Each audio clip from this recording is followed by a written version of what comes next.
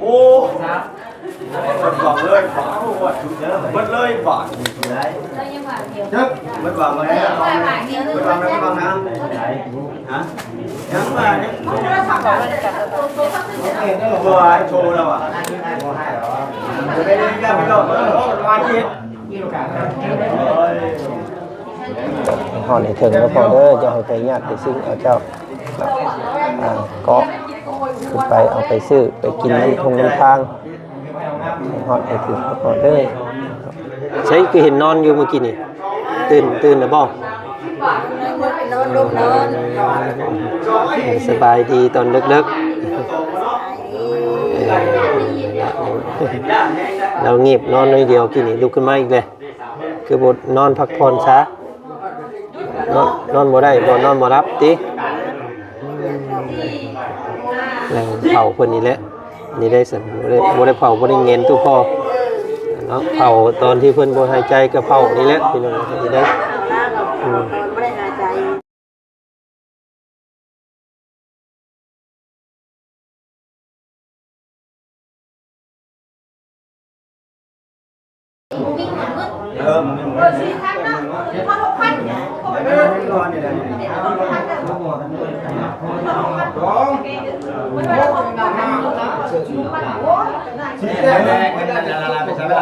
ภาพมาตอนนี้ก็เป็นเวลาเที่ยงคืนครึ่งพี่น้องเนาะทางพวกเฮาก็ยังบ่ทันได้พากันขับกันนอนคือสินั่งเข้าพ่ออยู่เบิดคืนนี่แหละมื้อนี้พี่น้องเนาะเพราะว่าเพิ่นอยู่ข้างในเพิ่นก็บ่ได้เผาได้เงินเพิ่นเนาะมานั่งเผาเพิ่นตอนที่เพิ่นมารับมานอนอยู่เรือนนี่แหละมื้ออื่นก็สิเป็นมื้อสุดท้ายแล้วพี่น้องเนาะที่ว่าพอจะอยู่นำพวกเฮาสิได้พากันส่งสการคือพ่อเพิ่นเด้ออื่นพี่น้องเนาะแต่ว่าก่อนอื่นมื้อนี้เฮาสิพากันเฮ็ดต้นน้ำพ่อก่อนเนาะยังยุ่งอยู่แต่เว้นผมยังบ่ทันได้พากันเฮ็ดกับแม่น้องเซอร์เพิ่นก็ได้เนาะก่อนอื่นเด้อพี่น้องเด้อทักทายสบายดีเนาะสบายดีพ่อแม่พี่น้องแม่พ่อใจดีพี่น้อง FC ทุกท่านเนาะที่เบิ่งคลิปเราจันอยู่ในตอนนี้พี่น้องเลยกราบทักทายสบายดีเนาะวัดสุขุสุคนเด้อพี่น้องเด้อเนาะอยากก่อนอื่นเฮามาห้อยอันต้นก่อนปฏิก้นต้นน้ำพอก่อนพี่น้องต้นน้ำพอขั้นสุดท้ายเนาะอยู่ไหน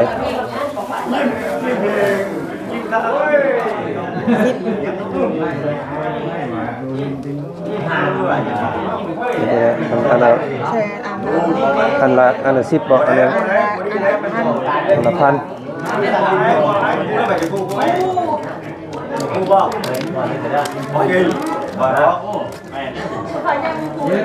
ผู้คนก็หลายสมควรพี่น้องทั้งลุ่มก็เต็มทั้งนอกก็เต็มทั้งในก็เต็มข้างก็เต็มพี่น้องหลังบ้านก็เต็มหลังบ้านก็สีพระเนกแก้วเคยเพิ่นอยู่ทั้ง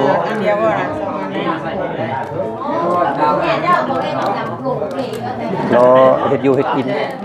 ทางนั้นก็อบอุ่นเบิดพี่น้องเนาะอย่างที่พี่น้องมาเผามาเย็นทุกพ่อก็บ่ได้ง่วงบ่ได้เหงา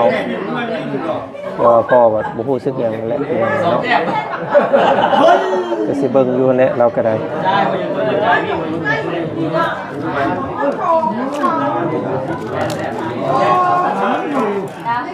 เราไปห้องน้ำเราจะไปไหน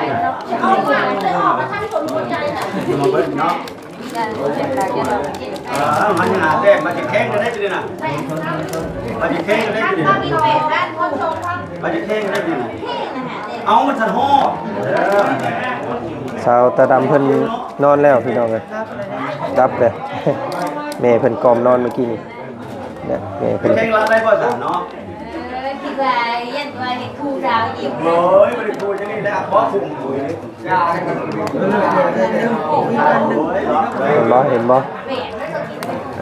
คลิปนี้ทางอาจารย์สิมาขอมุกขอบใจทางเอื้อยอ้ายแม่พ่อใจดีที่เพิ่นร่วมกินทานน้ำตู้พ่อน้ำพี่น้องเลยเนาะเพราะว่ายันมื้ออื่นยันบ่จันบวชและยันบ่ได้มีโอกาสได้อ่านนะเดี๋ยวพุ่นแหละแล้วเวียกแล้วงานเดี๋ยวอาจารย์สิมาขอมุกขอบใจอีกทีนึงเนาะเดี๋ยวเฮ็ดอันนี้ก่อนนึงเนาะ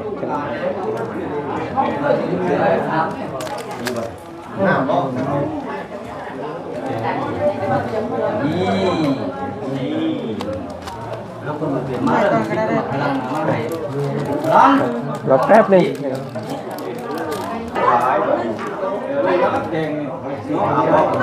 กินไหนกินนี่ผมกินบ่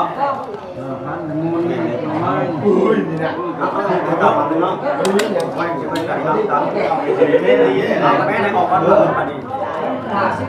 เอาไปยังเอาไปล่มไปได้เลยเอาไปล่มไป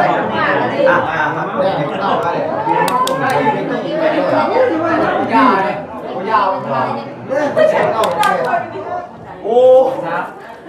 มันวางเลยฝามันเลยฝา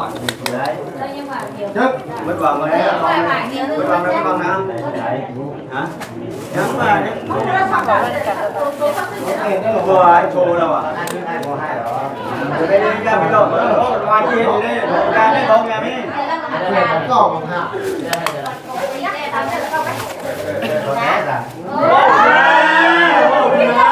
เสียงดังในเด้อพี่น้องเพิ่นพากันอบอุ่น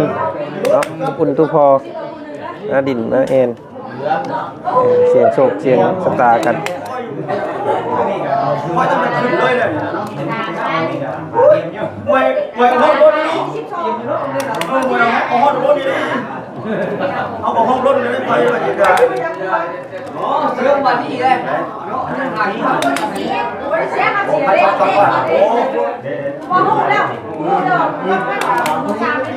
เอาชงชาววันนี้ชงมามันจะไปไหนที่น้องอยู่ข้างนอกเจอกับเท่าใกล้จะลง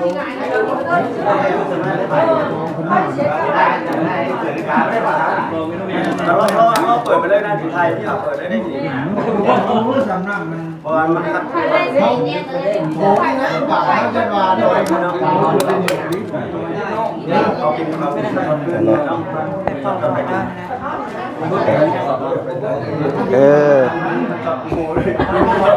พอเอ้ยลูกติดต้นน้ำพอเด้อ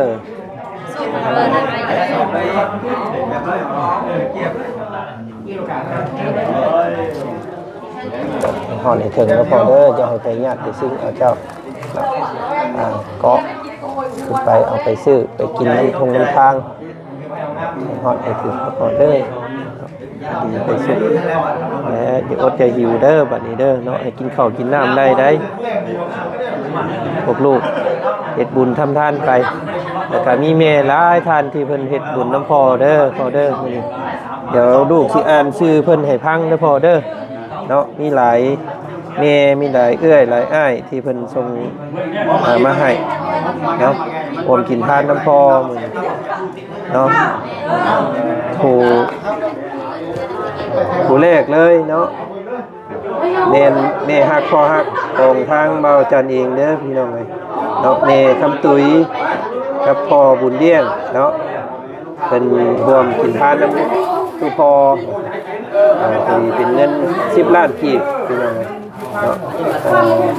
ทางพ่อกับแม่เพิ่นก็ช่วยเหลือครอบครัวเฮามาตลอดสุดโยอุดหนุนครอบครัวเฮามาตลอดพี่น้องเอ้ยเนาะครอบครัวเฮาโดยตลอดมารอบนี้เพิ่นก็ร่วมกินทานน้ำตู้พอ10 ล้านกีบก็ขอบคุณขอบใจขอบพระคุณพ่อและแม่หลายๆเด้อเนาะขอให้พ่อและแม่จงมีแต่ความสุขความเจริญเด้อแม่เด้อเนาะแล้วก็ทานผู้ที่2เนาะเป็นพระอาจารย์ทางฝั่งไทยเนาะเพิ่นร่วมกินทานน้ำพอ 2,000 บาทพี่น้องเนาะแล้วก็ทานผู้ที่3พอสีไผ่โบรุมวงเนาะอยู่ทางต่างประเทศพอเพิ่นก็เป็นคนลาวเป็นคนกินทานน้ำ1 ล้านกีบพี่น้องเนาะก็ขอบใจพอหลายๆ นะครับผู้ที่3เอ้ยใจดีจากทางต่างประเทศพี่น้องเพิ่นก็บ่ได้ระบุชื่อเนาะเพิ่นผมกินทานนำพอว่าซั่นครั้งสุดท้ายพี่น้องเนาะ4ล้านกีบเนาะโอ้ผมขอบใจทางเอ้ยใจดีหลายๆเนาะขอให้คนบุญนี่เนาะส่งคืนหาเอ้ยเด้อเนาะให้กลับคืนหาเอ้ย100เท่าพันเท่าพุ่นเด้อเนาะเอ้ยทุกพี่น้องเนาะแล้วก็มีอ้ายอ้วนเนาะจากฝั่งไทยเนาะ 1,000 บาทพี่น้องเนาะขอบพระคุณเอ้ยอ้ายหลายๆเนาะอ้ายอ้วนจากฝั่งไทยเด้อพี่น้องเนาะแล้วก็ผู้ต่อมามีเมน้อยกับพ่อมอนพี่น้องเนาะเพิ่นรวมสมทบกินทานนำเนาะ 2,000 บาทพี่น้องเนาะขอบคุณเมน้อยกับพ่อมอนหลายๆที่เพิ่นก็เอิ้นใช้ทางบ่จันโดยตลอดมานะครับบ่ลงบ่ดื่มพี่น้องนี่ก็แม่เพิ่นรวมกินทานนำอีกเนาะก็เบิดเท่านี้พี่น้องรอบนี้เนาะก็บ่จันขออนุญาตอ่านชื่อเพิ่นกลางค่ำกลางคืนแน่เพราะว่าย่านมื้ออื่นย่านบ่จันสิบวชนำพ่อญาติว่าญาติเวียกนะผู้แลบัดแล้วเวียกแล้วงานเบิดผู้แลพี่น้องทางบ่จันสิอ่านชื่ออ่านเสียงเพิ่นทั้งหมดนี้ให้แม่ฟังอีกรอบนึงเพราะว่ามื้อนี้ทั้งตัวแม่เพิ่นนั่งอยู่ฝั่งนั้นพี่น้องก็ถามหลายอ่านหลายเว้าหลายก็ให้แล้วก็ได้เนาะ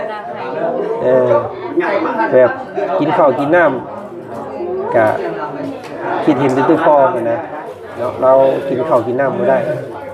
เฮาสิกินข้าวก็คือว่าแข็งคอพี่น้องเจ้าแต้มเดียวแต่ว่าเมื่อกี้นี่ก็สดอันข้าวเปียกนิดนึงสดแล้วก็คิดน้ำตู้คอไปน้ำแล้วก็กินอื่นบ่ลงพี่น้องคิดเห็นคำที่พ่อว่า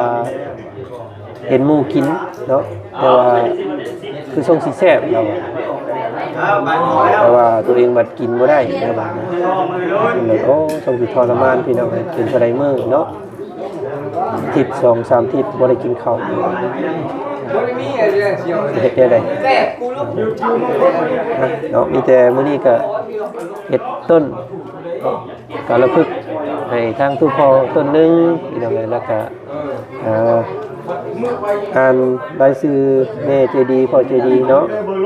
พ่อเพิ่นได้พังพี่น้องเดี๋ยวพ่อเด้อได้อ่านชื่อแม่พ่อเพิ่นไปเบิดแล้วเนาะพ่อเอ้ยเนาะมีทางพระอาจารย์ทางฝั่งไทยรวมกินทานนำเด้อ 2,000 บาทแล้วก็มีทางพ่อศรีไพบรมวงศ์1ล้านกีบ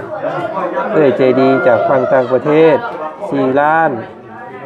ให้อ้วนจากฝั่งไทยเนาะ 1,000 บาทแล้วก็เมน้อยกับพ่อมอน 2,000 บาทเด้อพ่อเด้อแล้วก็เมหักพ่อหักว่าจันนี่แหละเมคำตุ้ยพ่อบุญเลี้ยง10ล้านกีบเด้อพ่อเด้อเฮ็ดบุญทำทานเนาะเนาะเอาและให้ฮอดให้ถึงแล้วก็ลูกก็สิเอาเป็นค่าใช้จ่ายในการ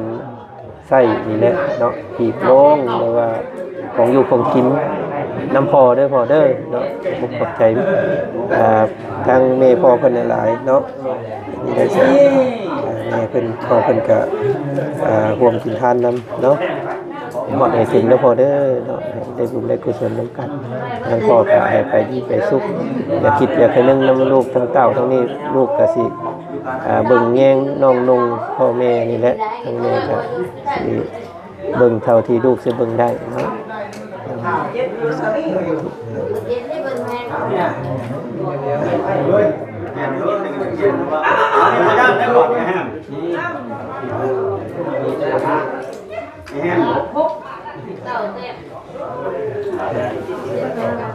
อันนี้ก่อนพี่น้องเนาะอันนี้เมื่อกี้นี้ทางบ่าวจันได้อ่านชื่อเอื้อยใจดีเพิ่นนะพี่น้องเนาะพอดีทางบ่าวจันได้ทักถามทางเอื้อยเพิ่นแล้วเอื้อยเพิ่นว่าให้เอิ้นชื่อเพิ่นได้อยู่ว่าซั่นเนาะเอื้อยเพิ่นมีชื่อว่าเอื้อยซิมเปียเนาะหรือว่าเอื้อยดาวเพิ่นว่าพี่น้องเนาะเพิ่นมีน้ำจิตน้ำใจเนาะกินทานน้ำพอแค่รอบนี้4ล้านกีบเด้อเพิ่นว่าพี่น้องเนาะเห็นแล้วก็น้ำตาไหลน้ำว่าซั่นเพิ่นว่าฝากให้ เบิ่งเมตุ้ยเด้อว่าสั่นพี่น้องเนาะก็เนาะสาธุเนาะขอบพระคุณหลายๆเด้อเนาะที่ว่าหักแพงครอบครัวของบ่าวจันเนาะขอให้อยู่ทางฝั่งนั้นก็จงอยู่ดีมีแรงเนาะได้โชคได้ลาภเด้อเด้อเนาะ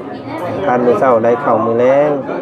เนาะขอบมุกขอบใจหลายๆเพิ่นก็มีน้ำจิตน้ำใจสุดช่วยพี่น้องเนาะก็สิเอาเงินส่วนที่เพิ่นส่งมานี่แหละเนาะไปซื้อยังอยู่ในกินซื้อหีบซื้อลงนี่แหละให้ทางตู้พ่อเพิ่นเนาะก็ขอบพระคุณหลายๆเนาะที่ช่วยเข้ามา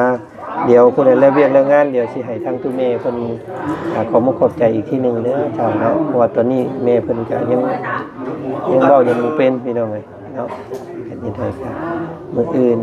ก็จักสิเป็นจังได๋แล้วเรามื้ออื่นเนาะเป็นลมเป็นแรงไปอีกแล้วตอนสิเอาลงเรือนนี่พี่น้องเอ้ยเฮ็ดจังได๋เนาะเพิ่นก็เสียเลยได้พี่น้องเอ้ย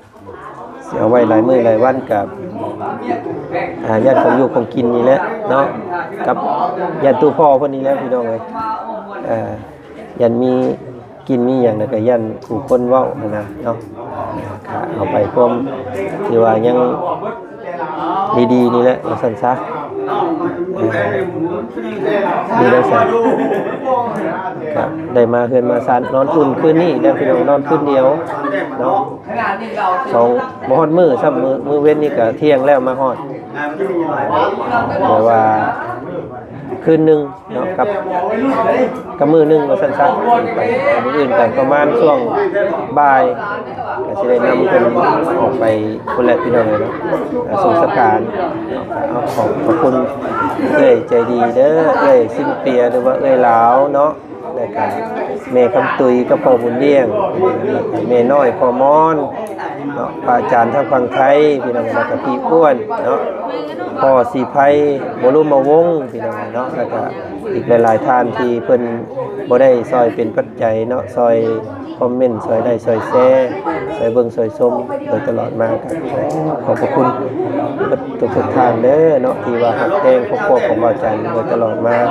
เบิ่งแย่งติดตามทางพวกเราโดยตลอดมาที่นี่ก็สิบ่มีพอแขกแล้วพี่น้องเนาะมีแต่ชื่อแต่เสียงเพิ่นนี่แหละแต่ว่าก็สิอยู่ในจิตในใจลูกๆตลอดไปเนาะสิชื่อเพิ่นตลอดนี่แหละพี่น้องเอ้ยเนาะพอแขกอยู่ที่เพิ่นเบิ่งแย่งลูกๆเติบใหญ่เติบโตมากนี่เนาะสิอยู่ในจิตในใจลูกตลอดไปครับขอบมุกขอบใจหลายๆเด้อเนาะทุกท่านสบายดีพี่น้องเนาะไปเดี๋ยวทางบ่จันทร์สิออกเบิ่งทางนอกก่อนอันนี้พี่น้องเอ้ยเนาะ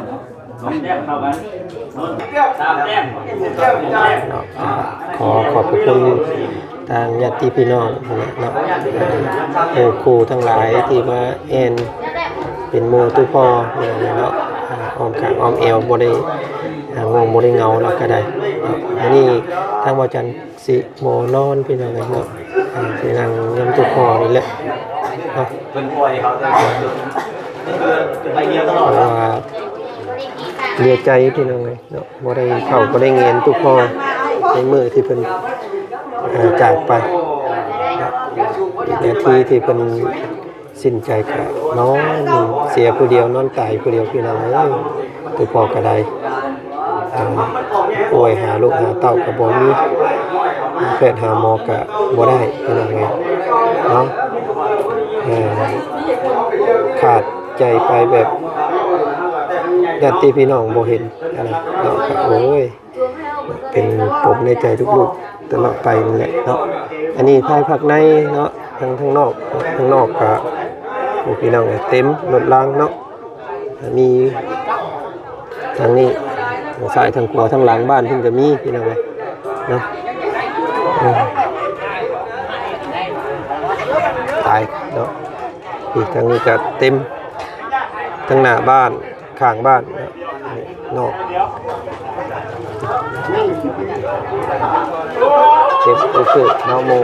อันนี้มีนุ่งเพิ่มพี่น้องเบาเงาเนาะเบาลีเบาแสนพี่น้อง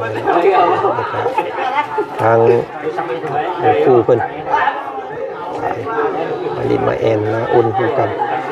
ขอโทษขออภัยพี่น้องเนาะกินเองก็บ่ได้นี่เนาะ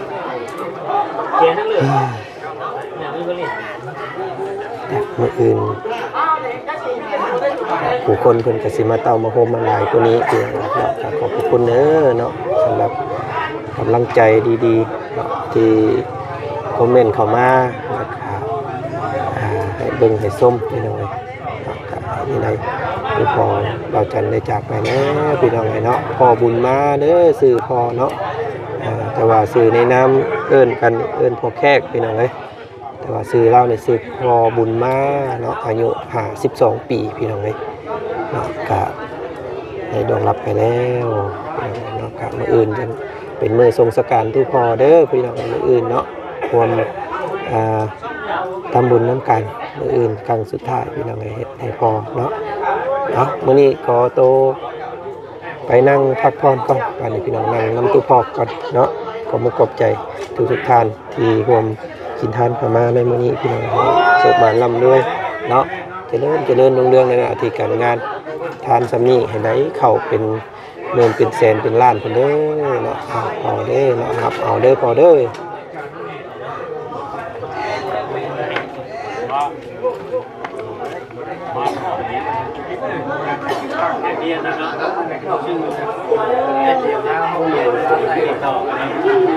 ตัวได้เป็นชมไปได้ไปไหนที่ได้ทำไปชมต้องเนี่ยใช่คือเห็นนอนอยู่เมื่อกี้นี่ตื่นหรือเปล่าสบายดีตอนเลิกเราเงียบนอนน้อยเดียวกินนี่ลุกขึ้นมาอีกเลยคือบทนอนพักผ่อนซะนอนบ่ได้บ่นอนบ่รับติแล้วเผาคนนี้แหละนี่ได้สั่นบ่ได้เผาบ่ได้เงินตู้พ่อเนาะเผาตอนที่เพิ่นบ่หายใจก็เผานี่แหละพี่น้องนี่ได้บ่ได้หายใจ